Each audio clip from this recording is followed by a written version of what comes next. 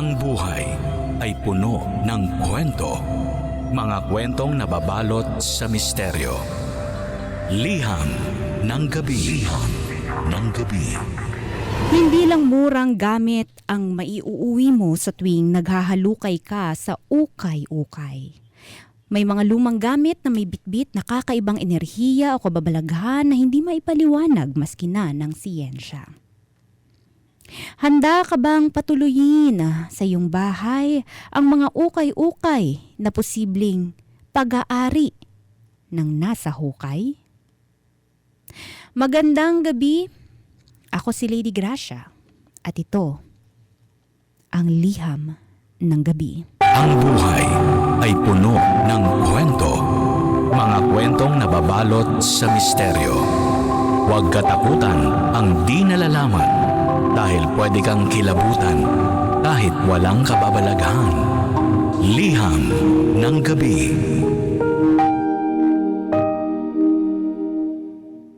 Kakalipat lang ng mag-asawang Ben at Liza sa isang maliit na apartment. Dahil halos maubos ang kanilang ipon sa deposito, naghanap sila ng murang higaan.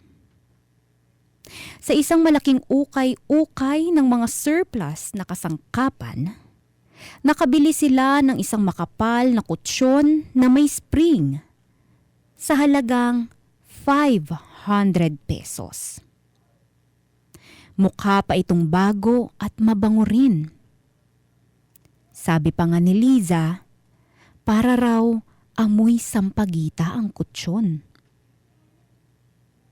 Sa unang gabi ng kanilang pagtulog, nagising si Ben bandang 3:00 ng madaling araw dahil sa kakaibang tunog mula sa kutsyon. Parang may kumakalmot sa mga spring sa loob ng kutsyon. Liza, naririnig mo ba yon? Bulong ni Ben sa kanyang asawa. Pero mahimbing ang tulog ni Liza.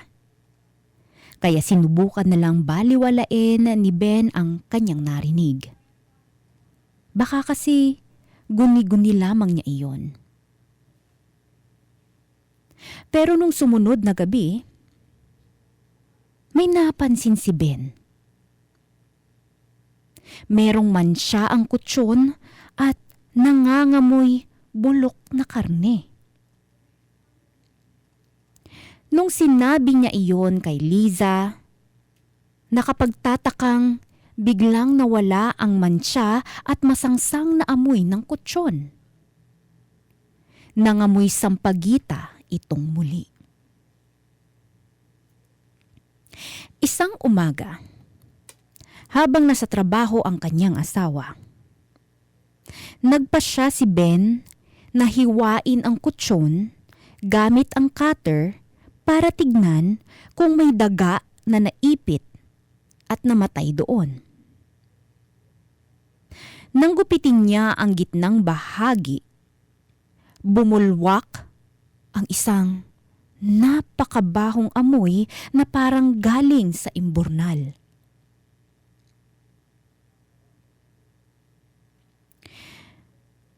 Para rin itong may napansin na may gumagalaw sa loob ng kutsyon.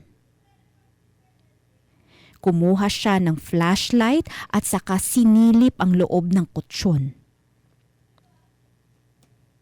At doon niya nakita ang isang pares ng naaagnas na mga kamay na biglang humila sa kanya paloob ng kutsyon. Panay ang sigaw ni Ben habang pilit na binabali ng mga naaagnas na kamay ang mga buto niya at pinapaikot pa sa mga spring ng kutsyon para hindi na siya makatakas pa. Maya-maya pa'y hindi na narinig ang sigaw ni Ben. At unti-unti ay nawala ang hiwa ng kutsyon. Bumalik na ito sa dati. Walang mantsa, at amoy sampagita pa. Kinagabihan umuwi si Liza at agad na pumasok sa kwarto nila ni Ben. Ramdam na ramdam ni Liza ang pagod mula sa maghapong trabaho kaya naisip nitong humiga na agad sa kama. Minessage niya si Ben para tanungin kung nasaan na ba ito. Hindi na niya hinintay pa ang reply ng kanyang asawa. Agad siyang hinila ng antok lalo na nung biglang nangamoy sampagita ang kutsyon. Bigla rin itong lumambot, dahilan para agad siyang makatulog. Habang nakapikit si Liza, napabulong pa ito.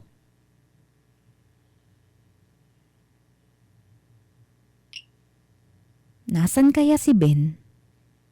Sayang naman at hindi ko siya makakatabi ngayon.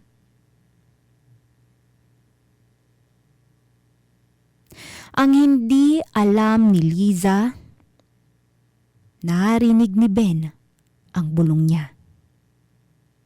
Pero wala itong lakas na makapagsalita at makagalaw dahil nakapulupot sa kanya ang naaagnas na mga kamay na humila sa kanya sa loob ng kutsyon. Si Rina ay isang balerina.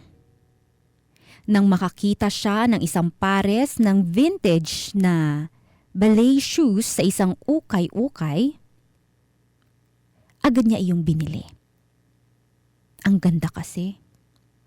Gawa iyon sa pink na satin na may konting mancha na tila natuyong kalawang. Binaliwala niya ang mancha lalo na nung nalaman niyang 150 pesos lamang iyon. Perfect ang sapatos para sa kanyang audition sa susunod na linggo. Isang gabi bagong audition, isinuot niya ang sapatos sa kanyang kwarto para mag-ensayo. Laking gulat niya dahil parang may sariling buhay ang mga sapatos at tila ginaguide siya sa tamang pagsayaw at pag-indak.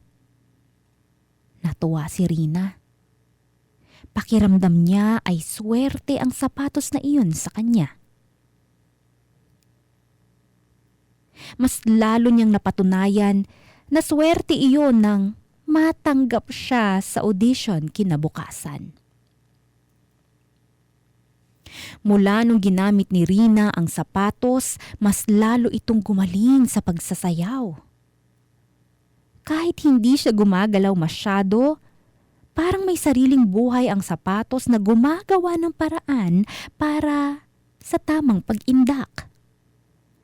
Palagi na siyang natatanggap sa mga audition na naging daan na rin para sa kanyang agarang pagsikat. Dahil doon ay mabilis na yumaman si Rina. Marami na siyang pera pambili ng bagong sapatos. Pero mas gusto pa rin niyang isuot ang sapatos na nabili niya sa ukay-ukay. Makalipas ang 1 taon, nagpa-practice si Rina para sa kanyang unang performance sa ibang bansa.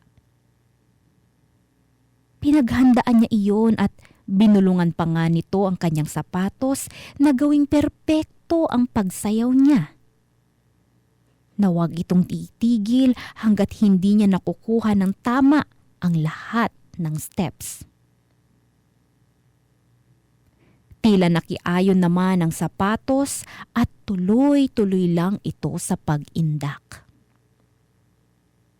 Ilang oras nang walang palya sa pagsasayaw si Rina. Dahil doon ay nakaramdam ito ng matinding pagod lalo na nung pabilis na ng pabilis ang pagsayaw ng sapatos. Wala na siyang kontrol. Teka, ayaw ko na. Bulong ni Rina habang pilit na inaabot ang mga tali ng sapatos para tanggalin na sa kanyang paa. Pero sa tuwing sinusubukan niyang umupo, bigla siyang ihahagis ng kanyang sariling mga paa para mag-split at umikot ng umikot. Nagsimula ng dumugo ang mga paa ni Rina dahil sa sagarang pagsasayaw. Naramdaman niyang nabali na rin ang mga daliri niya sa paa, pero ang sapatos ay patuloy pa rin sa pagsasayaw. Sa salamin ng kanyang kwarto, nakita niya ang refleksyon ng isang payat na babaeng balerina na nakalutang sa kanyang likod. May mga tali ito na nakakabit sa mga binti ni Rina, na parang ginagawa siyang sunod-sunurang manika. Ngumiti ang payat na babaeng balerina at saka bumulong sa kanya. Hindi kita papatigilin sa pagsayaw, Rina. Rinig ni Rina ang tunog ng sarili niya mga buto na unti-unting nababali habang pilit siyang pinapagawa ng mga imposibleng pose ng sapatos.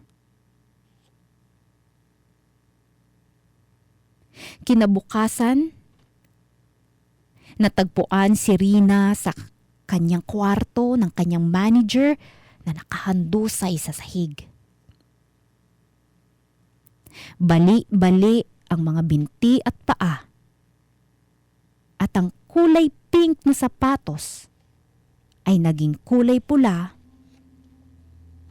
dahil sa kanyang sariling dugo.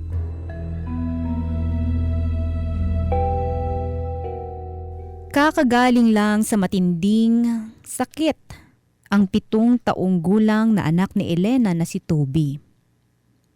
Nasa ospital sila at nagpapalipas lang ng gabi. Dahil tag-ulan at napakalamig ng gabi, hindi sapat ang kumot ng ospital para maging komportable ang pagtulog ni Toby. Kaya naman naghanap si Elena sa ukay-ukay ng makapal na kumot. Nakakita siya ng isang malaking kumot na kulay puti at may bordang mga bulaklak sa gilid. Napakabango nito. Amoy sariwang bulaklak ng kalachuchi at kandila. Binili niya agad ang kumot at agad na bumalik ng ospital para ipagamit sa kanyang anak. Nang gabing iyon, mahimbing ang tulog ni Toby. Pero bandang 2:00 ng madaling araw, nagising si Elena dahil sa mararahang hikbi ng anak. Pagmulat niya ng mga mata, nakita niyang nakaupo si Toby sa kama. Dilat na dilat ang mga mata at nanginginig sa takot. "Anong problema, anak? Masakit ba ang katawan mo? Gusto mo tumawag na ako ng doktor?" Nag-aalalang tanong ni Elena na makalapit na ito sa kama ni Toby. Umiling lang si Toby at saka itinuro ang kumot. "Nanay, ayaw ko na po itong kumot. May natutulog po sa tabi ko. Niyayakap niya ako.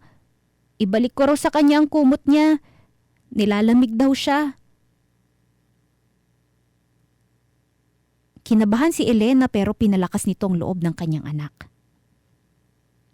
"Nananaginip ka lang. Humiga ka na ulit. Matulog ka na para maaga tayong makauwi bukas." Pero nung hawakan ni Elena ang kumot para ayusin, napansin niyang napakalamig ng tela na para bang galing sa loob ng freezer. At ang mas nakakakilabot pa, Nang tinignan niya ang hugis ng kumot sa ibabaw ng kama, may bahagi itong nakalubog, na tila ba may mahabang katawan ng tao na nakahiga sa ilalim nito kasama ang kanyang anak. Biglang namatay ang ilaw sa kwarto. Sa dilim, narinig ni Elena ang boses ng isang matandang babae na nanggagaling sa mismong ilalim ng kumot. Ibalik niyo sa akin ang kumot ko. Nilalamig ako. Pagkatapos noon ay biglang bumukas ang ilaw. Dahil sa takot, agad na kinaladkad ni Elena ang kanyang anak palabas ng kwarto ng ospital. Ayaw na niyang magpalipas ng gabi roon.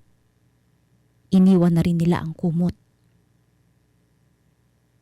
Nang makauwi na sina Elena sa kanilang bahay, agad silang nakatulog na mag-ina sa sala, dala ng matinding pagod at takot.